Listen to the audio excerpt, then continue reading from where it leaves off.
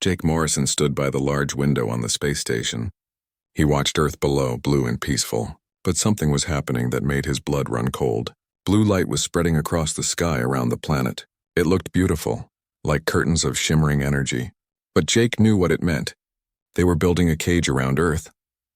"They're really doing it," Lisa Chen whispered beside him. She was the head scientist on the station. Her voice shook with fear and anger. 3 hours ago, a message had come from space. Aliens called the Vicari had spoken for something called the Galactic Council. They said humanity was too dangerous, too violent, too aggressive. The message was clear. Humans would be locked away from the rest of the galaxy, maybe for 1,000 years, maybe forever. Jake had been a fighter pilot for 20 years before joining the space program. He had seen war. He had faced death, but never had he felt so helpless. "Sir, we're getting reports," said Greg Palmer, a young officer working at the control panel. "Every satellite outside near-Earth orbit just stopped working." Mars Colony went silent. "The moon bases can't communicate." Jake felt his stomach drop. 15,000 people lived on the moon. 8,000 more had made homes on Mars. Thousands of others worked on mining stations in the asteroid belt. All of them were now trapped on the wrong side of the barrier. "Can the colonies survive?" Jake asked, though he feared the answer. Lisa looked at her computer tablet. Her fingers moved quickly across the screen. "Mars has supplies for maybe 2 years. 3 if they're very careful." "The moon has less. Maybe 6 months if nothing breaks down." Jake turned from the window. Below, Earth hung in space, unaware that it had just become a prison. He had fought for his country. He had risked his life in space, but nothing had prepared him for this moment. "There has to be something we can do," he said. "There isn't," Lisa said quietly. "The Vicari are incredibly advanced. They use the power of whole star systems. We barely have nuclear power. Fighting them would be like ants trying to fight humans." Greg looked up from his screen. His young face had gone pale. "Sir, there's a signal from Colorado. NORAD is broadcasting on emergency channels." "Put it through," Jake ordered. The speakers crackled. Then a woman's voice filled the room. She spoke calmly, like someone trying to keep people from panicking. "This is General Patricia Hayes, NORAD Command. All military and civilian space personnel should stay where you are and wait for instructions. As of 1400 hours, Earth and all human territories have been placed under alien quarantine. We are working on a response. I repeat, we are working on a response." The message ended. "A response?" Greg laughed, but it wasn't a happy sound. What kind of response could we possibly have against them? But Jake wasn't listening. Something in the general's voice had caught his attention. When she said, "We are working on a response," it sounded like she meant something specific. Like she had a plan. "Lisa," Jake said slowly, "have you ever heard of Project Zeus?" The scientist frowned. "Zeus? No, what is it?" Jake moved to a computer and started typing. He was accessing files that very few people knew existed. His security clearance from his Air Force days still worked. About 30 years ago, Jake explained as he worked, some scientists and military people started asking questions. What if we meet hostile aliens? What if first contact goes wrong? What if we need to defend ourselves against enemies we can't understand? The computer screen changed. It showed a simple message asking for high-level security clearance. Jake entered his codes. "They called it Project Zeus," he continued. "Zeus was the Greek god who defeated the Titans. The old gods. It was about the weak defeating the strong through cleverness and preparation." The screen changed again. Lisa gasped at what she saw. Technical drawings and documents filled the display. "They built something," Jake said quietly. "Something hidden. Something waiting for exactly this moment. Deep beneath Cheyenne Mountain in Colorado, in a place that wasn't supposed to exist, something was waking up." Lisa stared at the screen. "Is this real?" "How is this possible?" "I don't know all the details," Jake admitted. "I was only briefed on Zeus once years ago. They told me it was humanity's insurance policy. Our last line of defense if we ever faced something we couldn't handle. And now we're facing it," Greg said. Jake nodded. He looked back out the window at Earth. The blue barrier was complete now. It surrounded the entire planet like a dome. Beyond it, he could see Mars in the distance, a tiny red dot. All those people trapped. All those families separated. "Sir, what do we do?" Greg asked. Jake thought about the message from General Hayes. He thought about the files he'd just seen. He thought about humanity, caged like animals because aliens feared what humans might become. We wait, Jake said. We trust that people smarter than us have a plan, and we hope that Project Zeus is everything they said it was. Lisa moved closer to the computer. She was reading the documents, her scientist mind trying to understand what she was seeing.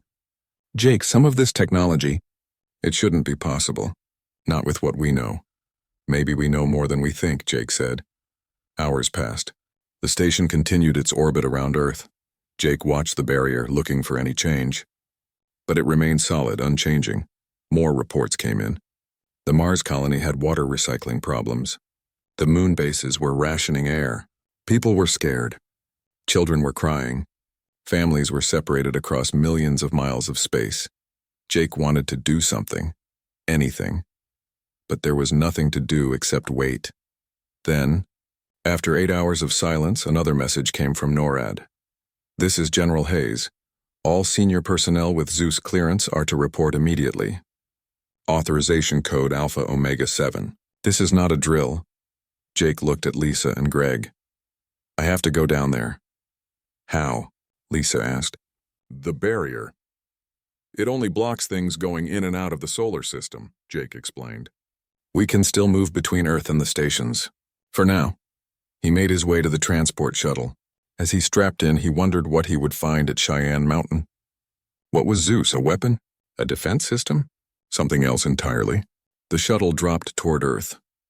Jake watched the barrier pass overhead as they descended. It looked solid, but the shuttle went through it without any problem. That was something, at least. They could still move freely within their cage.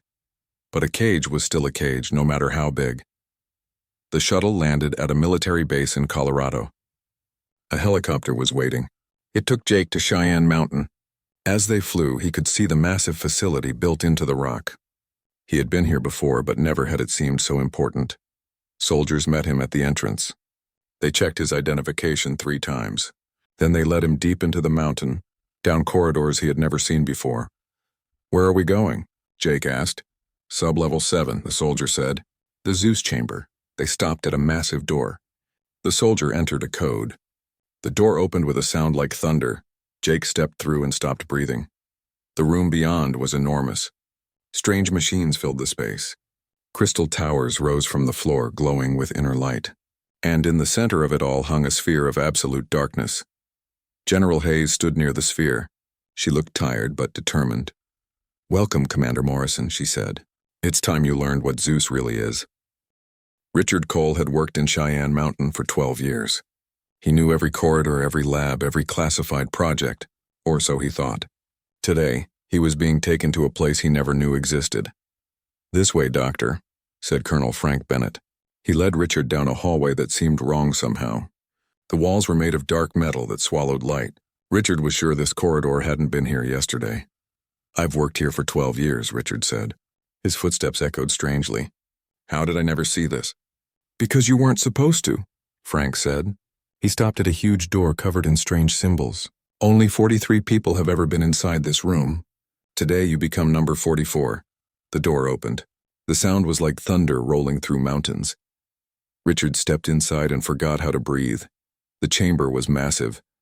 It had been carved from solid rock and filled with technology that looked impossible. Huge crystal structures rose from the floor. They pulsed with light from within. Computers covered every wall. Their screens showed equations that hurt Richard's eyes to look at. And in the center, hanging in crackling energy, was a sphere of perfect darkness. What is this? Richard whispered. This is humanity's last hope, said a woman's voice. General Patricia Hayes walked out from behind one of the crystals.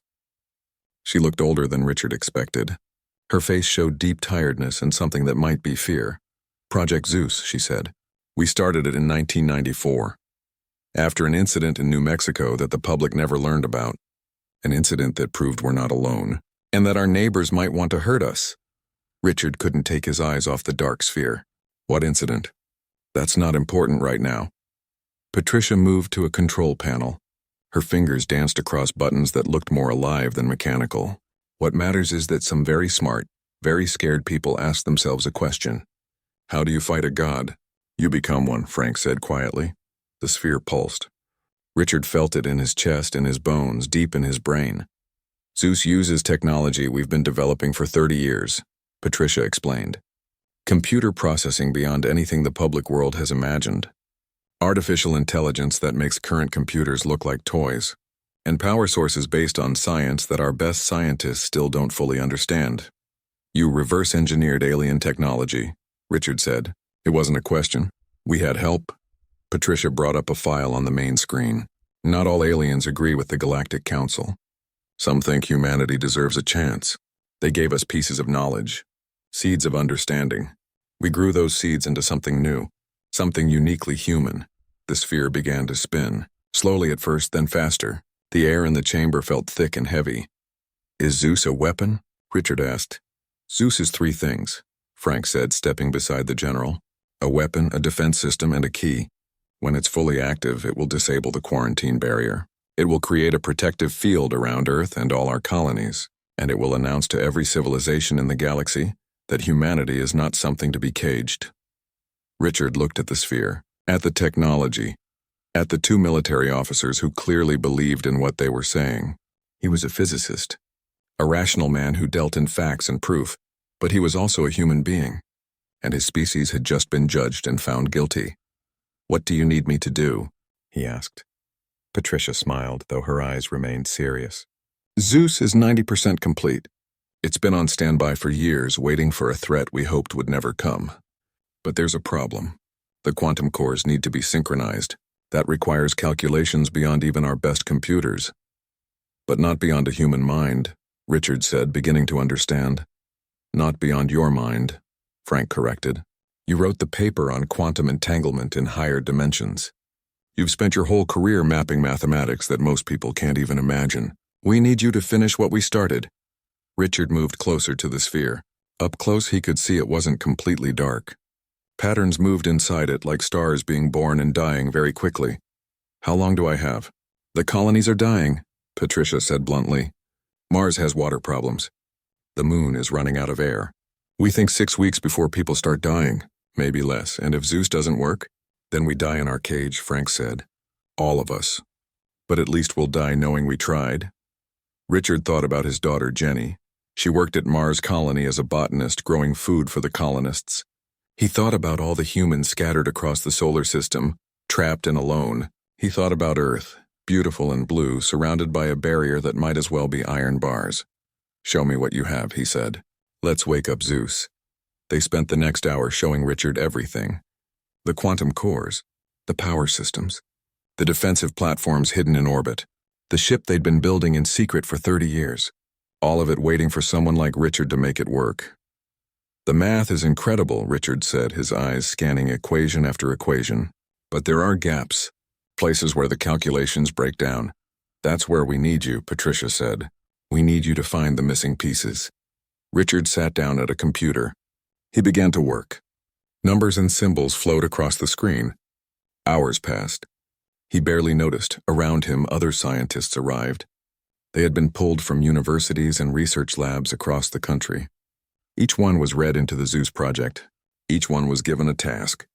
The chamber became a hive of frantic activity, but Richard was at the center of it all, solving problems that no computer could solve. His mind worked through dimensions of space that normal people couldn't imagine. He saw patterns in the chaos. He found order in the complexity. Days passed. Richard forgot about sleep. He forgot about food. All that mattered was the work. Dr. Cole, you need to rest, Lisa Chen said. She had arrived from the space station to help with the project. She was now working on one of the quantum cores. No time, Richard said, not looking up from his screen. We're running out of time. More reports came in. Henderson Base on the moon had lost life support. 300 people had died. The news hit the chamber like a physical blow. Richard felt something cold settle in his chest. Not grief yet. That would come later. Right now he felt anger. Pure, focused anger at the aliens who had done this, at the barrier that was killing his species. Megan, he said to the engineer working beside him, pull up Core 17 data. Richard, we've looked at that 100 times. Pull it up. She did. The equations appeared on screen. Richard stared at them, and suddenly he saw it. The pattern he'd been missing. The answer that had been there all along. We've been thinking about this wrong, he said. His fingers flew across the keyboard. The cores aren't separate systems. They're quantum entangled. They're already the same system. We just haven't been looking at them from the right angle. I don't understand, Frank said. You don't need to. Richard's hands moved faster. He was rewriting code, adjusting parameters. Megan, rotate the perspective matrix through axis 7. That would... Megan stopped, her eyes going wide. Oh, that's brilliant. The sphere began to spin faster. Core synchronization increasing, someone reported. 90%, 95, 98. Patricia, Richard said, not looking away from his work. When does the next base run out of air? Armstrong colony on the moon has 48 hours. Mars may be a week. Then we activate in 36 hours. Richard looked up, meeting the general's eyes. Ready or not? Patricia nodded slowly. What do you need? I need everyone we can get. Every physicist, every engineer, every programmer. I need them here now. And I need you to contact whoever gave us the alien technology originally. I have questions only they can answer. We haven't heard from them in 15 years, Frank said. Then we find out if they're still alive. Richard turned back to his screen. Because Zeus isn't just going to break the barrier. It's going to change everything. The next 36 hours were chaos. Scientists poured into Cheyenne Mountain. They were given 10 minutes to recover from shock, then put to work. Coffee flowed constantly. No one slept. And slowly, impossibly, Zeus came together. Richard orchestrated it all. He had lost weight. His clothes hung loose. His hair stuck up at crazy angles. He looked half mad, but his eyes were clear and focused. He knew exactly what needed to be done. 4 weeks had passed since the barrier went up. Richard Cole had not slept in 3 days. His eyes burned as he stared at the computer screen. Numbers and symbols flowed past, describing the basic building blocks of reality itself. Around him, the Zeus chamber hummed with growing power. The crystal structures glowed brighter with each passing hour. We're at 87% synchronization, said Megan Park. She was the quantum engineer who had become Richard's constant partner. During the endless work sessions, cores 1 through 15 are locked. 16 through 20 are stabilizing. It's not enough, Richard said. He rubbed his eyes, seeing strange patterns in the darkness. The barrier frequencies shift in 11 dimensions. We need perfect synchronization or Zeus will tear itself apart when we turn it on. Then we get perfect, Patricia said. The general had been living in the chamber for weeks now. She slept on a cot in the corner when she slept at all. Whatever it takes. A loud alarm sounded. Red lights flashed throughout the facility. What happened? Frank demanded. He was already moving toward the communication station. It's the moon, said Lieutenant Amy Foster. Her voice came through the speakers. Henderson Base just went dark. Life support failure. They think 300 people are dead. Maybe more. The chamber fell silent except for the hum of machines. 300 people. Dead because they ran out of air while Earth watched helplessly from behind its cage. Richard felt something break inside his chest. Not sadness, not yet. That would come later. Right now what he felt was cold, pure anger. Megan, he said quietly. Bring up the Core 17 data. Richard, we've looked at that sequence 100 times. Bring it up. She did. The equations appeared on the screen. Richard stared at them. And suddenly he saw it. The pattern he had been missing. The truth hidden in plain sight. We've been thinking about this wrong, he said. His fingers flew across the keyboard. We're treating the cores as separate systems that need to match. But they're not separate. They're quantum entangled. They're already the same system. We just haven't been looking at them from the right angle. I don't understand, Frank said. You don't need to. Richard's hands moved faster now. He was rewriting code, changing parameters. Megan, rotate the perspective matrix through axis 7, compression factor 3.14. That's crazy, that would...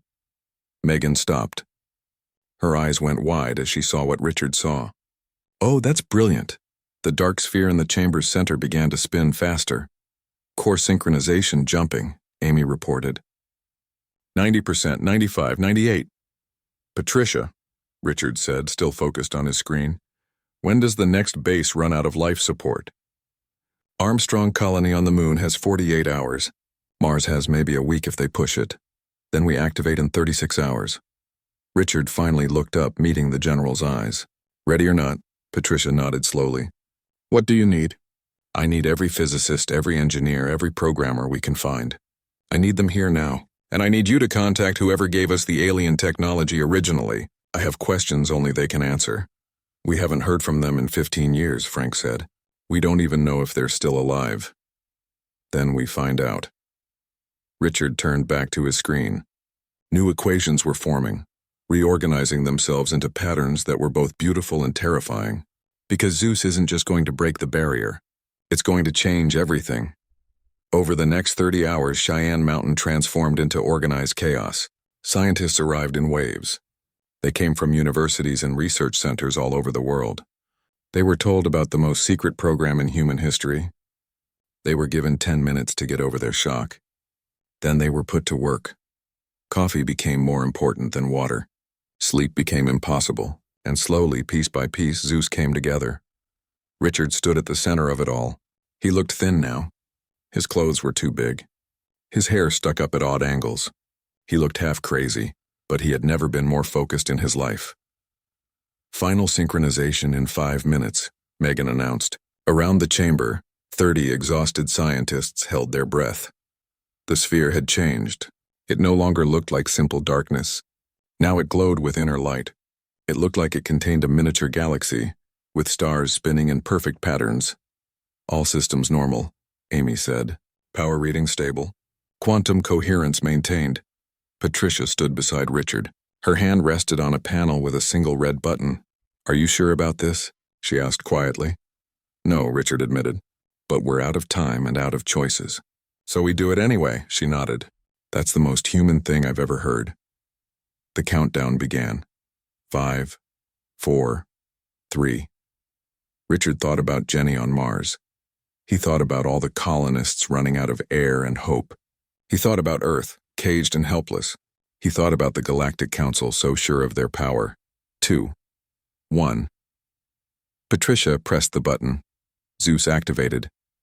For a moment, nothing happened. The chamber was silent except for the hum of machinery. Then the sphere exploded with light. Not real light.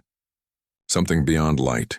Energy that existed in dimensions humans couldn't normally see. It poured out of the sphere like water breaking through a dam. It flowed through the quantum cores. It raced along pathways carved through the Earth itself, and it reached out into space. Richard watched through Zeus's sensors. He could see things no human eye could see. He watched as waves of energy raced outward from Earth, moving faster than light itself. The energy hit the barrier. For 3 heartbeats, nothing happened. Then the barrier shattered. It didn't fade or dissolve. It broke like glass struck by a hammer. Pieces of blue energy flew outward in all directions. The wave of destruction raced across the solar system. It's working, Megan whispered. It's actually working. But Richard wasn't celebrating. He was watching the data streams, watching as Zeus extended its awareness beyond Earth, beyond the solar system, reaching out into the galaxy with sensors that could detect a whisper across the universe. We've got incoming, Amy said. Her voice cut through the excitement. 27 ships just entered the outer solar system. Fikari signatures.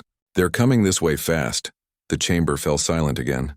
Fleet composition? Patricia demanded. 7 battlecruisers, 12 destroyers, 8 support vessels.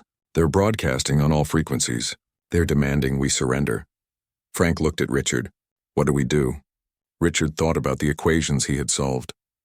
About the power now flowing through systems buried under mountains and oceans all over the planet. Zeus wasn't just in Cheyenne Mountain. The mountain was only the control center. Zeus was everywhere. We show them why they should have left us alone, Richard said quietly. He opened a channel. His words were transmitted through Zeus to the approaching alien fleet. This is Earth. You placed us in quarantine without trial, without mercy. You condemned our colonies to death. You judged us too dangerous to join your civilization. Richard paused. You were right to be afraid. The alien response came immediately. The translation made the voice sound cold and mechanical. Stand down now. You are violating Galactic Council law. Surrender or be destroyed. Destroyed. Richard almost laughed. Let me show you something. He gave Zeus a command. High above Earth, space itself began to change. Energy bled into reality from dimensions that shouldn't exist. It formed into shapes that were hard to look at directly. Defense platforms appeared. Thousands of them. They surrounded Earth and every human colony in the solar system. Each one contained enough firepower to destroy a small moon. But that wasn't what made the alien fleet stop. What stopped them was the ship. It rose from Earth's atmosphere, like a whale surfacing from deep ocean, 20 kilometers long, built from materials that shifted between solid and liquid and something else entirely, powered by reactors that burned with the same fire as stars. Covered in weapons based on principles the Galactic Council had declared too dangerous to develop. Zeus had taken 30 years to build. The ship had been assembled in pieces, in secret, in hidden factories and orbital shipyards. It didn't have a name yet. It didn't need one. It was the physical form of humanity's will to survive. "This is your final warning," Richard said. "Leave our system. Tell your council that humanity is no longer asking for permission. We're informing you that we have joined galactic civilization, on our own terms." Nothing happened for a long moment. Then the Vakari fleet turned around. They jumped to faster-than-light speed. They fled back toward the galactic core. The chamber erupted in cheers. But Richard felt no victory, only exhaustion and the weight of what they had done. 3 months had passed since Zeus activated. Jake Morrison stood in Unity Station, the newest human facility in space. He watched ships arrive from across the solar system. Some were human vessels. Others were definitely not. The station orbited at a stable point between Earth and the Moon. It was massive, built in a ring shape using both human engineering and technology gifts from the Accord, the secret alliance of alien civilizations that opposed the Council's rule. Unity Station could house 50,000 people. Right now, it held representatives from every human nation and colony, and a few very special alien guests. "They're beautiful," Lisa Chen said beside him. She had transferred from the old space station to work here. Now she headed the xenobiology department, studying the alien visitors who had started arriving after Zeus proved humanity could defend itself. Through the window, Jake watched a ship glide into its docking port. It looked like a flower made of light. Its shape was based on geometry that human minds struggled to understand. Inside were Valari scientists, not warriors, scientists who had fled their empire to join humanity's cause. "Admiral Morrison," said a voice behind them. Jake still wasn't used to the new rank. He had been promoted when the Solar Defense Fleet was formed. From space station commander to admiral in charge of the entire human-controlled sector. It had happened fast. Too fast, some said. He turned to find General Patricia Hayes walking toward him. Richard Cole was beside her. The physicist looked healthier now, but Jake could see the changes in him. His eyes sometimes glowed faintly. His mind was partially connected to Zeus. It should have been terrifying. Instead, it made him the perfect bridge between humanity and the machines they had built. "The Council is sending someone to negotiate," Patricia said. She didn't waste time on pleasantries, really. Jake kept his voice neutral. 3 months ago they tried to kill us. Now they want to talk. "The people we call the benefactors think we should listen," Richard said. His eyes were distant. He was processing information through Zeus's network even as he spoke. "Hear what they have to say. What do you think?" Jake asked him directly. Richard was quiet for a moment. "I think the galaxy is changing. For 10,000 years, the Council has kept peace through fear. They lock away any species they think is too dangerous. But fear isn't really peace. It's just war waiting to happen. And we proved their system doesn't work," Lisa said quietly. "Exactly." Patricia pulled up a holographic display. It showed the local part of the galaxy. Red dots marked Council worlds. Blue dots showed Accord members. Green dots, newly added, showed human territory. 26 species have contacted us in the last 3 months. Some want our technology. Some want protection. Some just want to know that standing up to the Council is possible. "We're becoming a symbol," Jake said. "We're becoming a rallying point," Patricia corrected. "Whether we want to be or not." A soft alarm chimed. "The Council ship is approaching," announced Amy Foster. She now served as Unity Station's tactical officer. "It's very big." They moved to the main command center, a circular room lined with screens showing every angle around the station. The Council ship was indeed huge.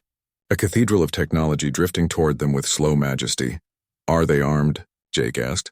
"Nothing I can detect," Amy said. "But that might not mean anything.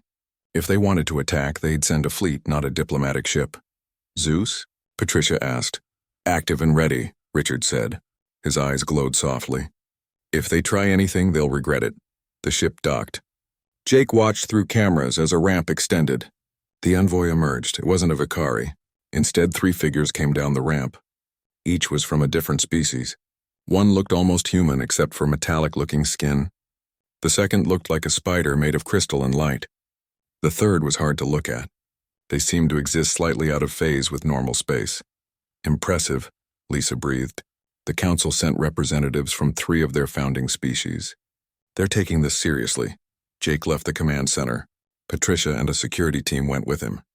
They met the envoys in a conference room designed for different environmental needs. The air here could be adjusted for pressure, temperature, and atmosphere. Admiral Morrison, said the human-like alien. Their voice was musical. I am Envoy Talrith. We come seeking dialogue. 3 months ago, your people tried to seal us away to die, Jake said flatly. Why should we talk now? Because you proved us wrong. The crystal spider spoke through vibrations that translators turned into words. For 10,000 years, the Council has believed that aggressive species must be locked away, that those who reach for the stars with weapons will destroy themselves or others. But humanity built Zeus, the phase-shifted alien continued, and used it to defend, not attack. You could have struck back at us, destroyed our monitoring stations, attacked Vicari worlds. Instead, you simply announced your freedom and dared us to challenge it. We're not monsters, Jake said. We just refuse to be caged. Yes.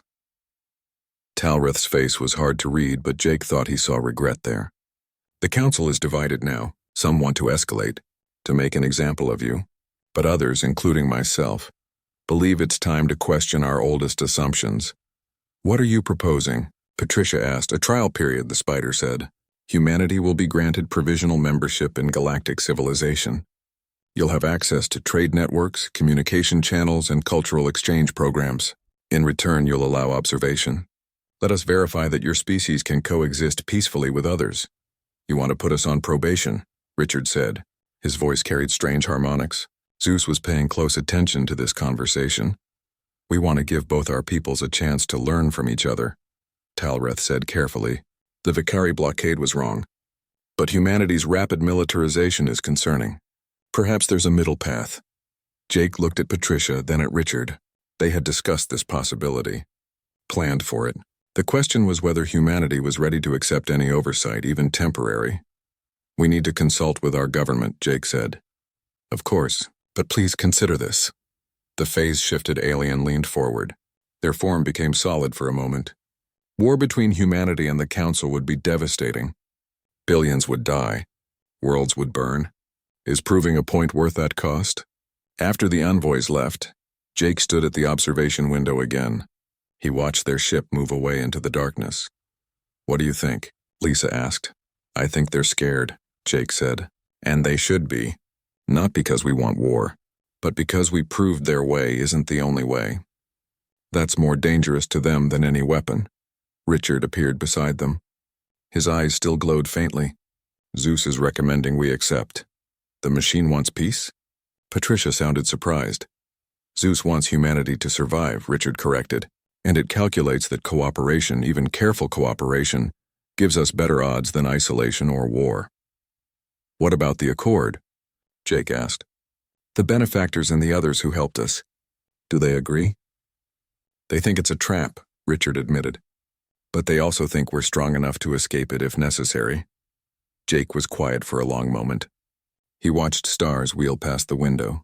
Somewhere out there on Mars and the Moon and stations across the solar system, humans were living their lives. Working. Loving. Building futures. That's what this was really about. Not glory or proving points, just the simple, radical act of surviving. Tell the Council we accept their offer, Jake said. Provisional membership. Observation period, all of it. But make sure they understand something. What? Patricia asked. Zeus is not negotiable.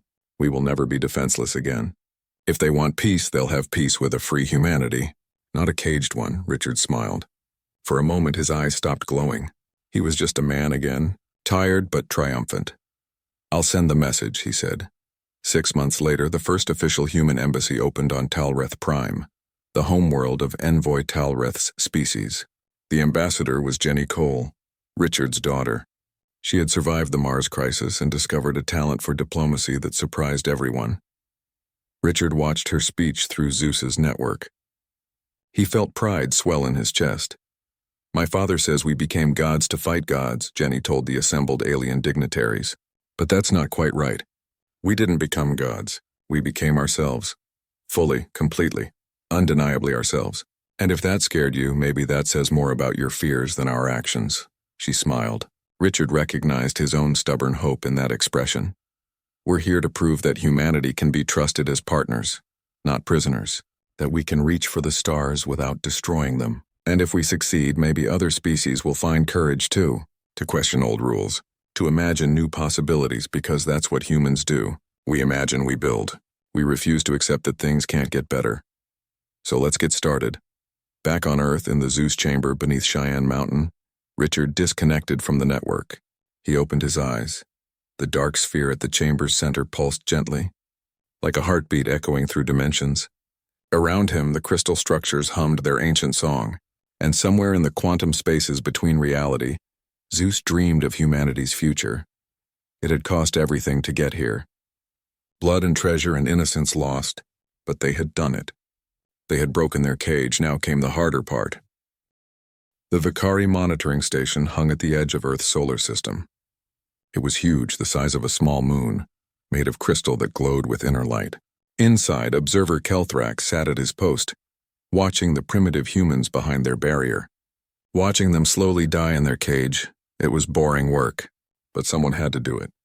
Eventually, the humans would accept their fate. They always did. Then every alarm in the station started screaming at once. "Impossible," Kelthrax whispered. His 3 eyes widened in shock. "They don't have the technology for this." The barrier around Earth flickered. Then, like glass hit by a hammer, it exploded into pieces. Blue energy burst outward in a wave. It raced across the solar system. The monitoring station's shields activated automatically, but they were useless. The wave passed through them like they weren't even there. Every system in the station went dark. Through the window, in the sudden darkness, Kelthrak saw something that made his blood turn cold. Earth was glowing, not from reflected sunlight, not from city lights. Earth itself was radiating power. It was wrapped in an energy field that made the old barrier look like a candle compared to the sun. And something was rising from the planet's surface. "Get me the council," Kelthrak said. His voice shook with fear. "Get me the council now." Back on Earth, Richard Cole watched through Zeus's sensors as the system came fully online. They had called it a weapon. But seeing it now active and aware, Richard understood that Zeus was more than a weapon. It was a statement, a declaration, a line drawn across the stars. "Barrier is down," Megan reported. Her voice shook with excitement and fear. "All colonies reporting in. They're safe. They're all safe." Cheers erupted in the chamber. Scientists hugged each other. Some were crying. Some were laughing. All were relieved, but Richard wasn't celebrating. He was watching the data, watching as Zeus reached out beyond Earth, beyond the solar system, sensing everything in the galaxy. "We've got incoming," Amy said. Her voice cut through the celebration like a knife. 27 ships just entered the outer solar system. Vicari, they're headed this way. The chamber fell silent. "What kind of ships?" Patricia demanded. 7 battlecruisers, 12 destroyers, 8 support ships. They're broadcasting on all frequencies. They want us to surrender. Frank looked at Richard. "What do we do?" Richard thought about the power now flowing through systems all over Earth. Zeus wasn't in one place. It was everywhere. "We show them why they were right to fear us," Richard said quietly. He opened a communication channel. His words went through Zeus to the alien fleet approaching Earth. "This is Earth. You locked us away without a trial, without mercy. You let our colonies die. You said we were too dangerous for your civilization." He paused. "You were right to be afraid." The alien response was cold. "Stand down immediately. You are breaking Galactic Council law. Surrender or be destroyed." "Destroyed," Richard said. "Let me show you something." He gave Zeus a command. High above Earth, space began to tear. Energy poured into reality from other dimensions. It formed shapes that hurt human eyes to look at. Defense platforms materialized. Thousands of them. They appeared around Earth and every human colony. Each one could destroy a small moon, But that wasn't what made the alien fleet stop cold. The ship did that. It emerged from Earth's atmosphere like a great whale rising from the deep ocean. It was massive beyond belief. 20 kilometers long, made from materials that changed state constantly, powered by reactors as hot as stars, armed with weapons that the Galactic Council had banned as too dangerous. Zeus had taken 30 years to build in secret. Hidden factories, orbital shipyards in the dark. The ship had no name. It didn't need one. It was humanity's answer to the question, what do you do when gods try to cage you? You become a god yourself. This is your last warning, Richard said to the alien fleet. Leave our solar system. Tell your council that humanity is no longer asking permission. We're telling you. We have joined the galaxy. On our terms. For a long moment, nothing happened. Then the Vicari fleet turned around. They jumped to faster than light speed. Running away, fleeing back to the galactic core like scared children. The chamber erupted again. People cheered and cried and hugged. But Richard felt only tired and worried about what came next. Sir, Amy said quietly, we're getting another transmission. Audio only. The encryption is beyond anything I've seen before. Play it, Richard said. A voice filled the chamber. It sounded warm and old and somehow amused. Well done, young ones, it said. We hoped you would pass this test. We weren't sure you would pass it so well. Welcome to the real galactic community, the one that exists beyond the Council's eyes. Welcome to the Accord. The ones who helped us, Patricia whispered. We have much to discuss, the voice continued. But first you should know this. The Council will not accept your defiance. They will come again. With more ships. With more weapons. Are you prepared for war? Richard looked around the chamber. At the tired scientists and soldiers. At the technology they had built from scraps of alien knowledge and human cleverness. He thought about the ship now in orbit. About the defense platforms. About Zeus itself, vast and powerful and ready. Let them come, he said. We'll be waiting, the voice laughed. It was a kind sound, spoken like true humans. Very well, we will be in touch. There is much you need to learn. Much we can teach each other. The galaxy is about to change, young ones, and you are the reason why. The transmission ended. Patricia sat down heavily in a chair. She suddenly looked very old and very tired. What have we done? We've survived, Frank said. That's what matters. No, Richard said. He was still connected to Zeus through the computer interface. His eyes glowed faintly with reflected light from the screens. We've done more than survive. We've announced to the entire galaxy that the old rules don't apply anymore, that species don't have to accept being caged, that the weak can challenge the strong and win. And now the strong will want revenge, Patricia said. Probably, Richard admitted, but we're not the same species that got locked away 4 weeks ago. We have Zeus. We have allies we didn't know existed, and we have something more important than weapons. What? Megan asked. We have proof that it can be done. Richard's eyes were distant, seeing things through Zeus's sensors that spanned light years. Somewhere out there, other species are watching. Other young civilizations that the Council has judged and found wanting. They're seeing what we did. And they're thinking, maybe we can do that too. You think we've started something, Frank said. I know we have. Richard disconnected from the computer. His eyes returned to normal. The Galactic Council has ruled through fear for 10,000 years. They decide who gets to join the stars and who gets locked away. They maintain peace by crushing anyone who might threaten it. And we just proved their system doesn't work, Patricia said, understanding. Exactly. Richard stood up. His legs were shaky from exhaustion. We can't put this back in the box. We can't undo what we've done. The galaxy knows now. Humans can't be caged. And if we can break free, others can too. Amy looked up from her console. Sir, we're getting reports from all over the world. Every major government is calling. They want to know what's happening. What they should tell their people. Patricia stood as well. Tell them the truth. Tell them we were judged by aliens and found wanting. Tell them we refuse to accept that judgment. And tell them that as of today, humanity is no longer alone in the universe. For better or worse, we've joined the galactic community. And if they ask about war, Amy said quietly, tell them we hope for peace, Richard said. But we're ready for war. Because that's what Zeus was built for. Not conquest, not aggression, but the absolute certainty that we will never be caged again.